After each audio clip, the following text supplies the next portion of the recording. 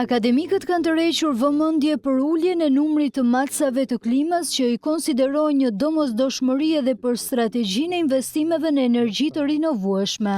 Në konferencën e posaçme për këtë temë theksuan se vetëm përmes të dhënave konkrete do të mund të kuptohen potencialet për energjinë e pastër. Diell dhe erë. Këto burime, ky lloj pasurie nuk mund të vlerësohet si duhet, po pasur matje.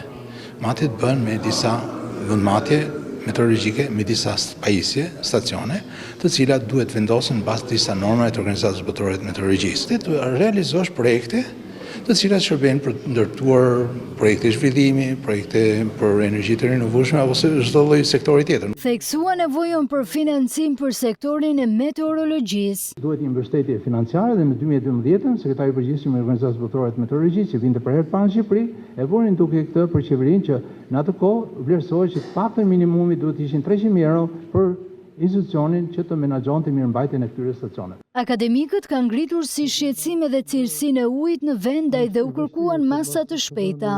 Ulja e prurave të lumenjve dhe liçeneve, përkeqësimi i cilësisë së ujit dhe shtimi i fenomeneve ekstreme si thatësirat, përmbytjet, kërkojnë veprime të mirënjohshme dhe të mirë koordinuara ndërmjet nesh.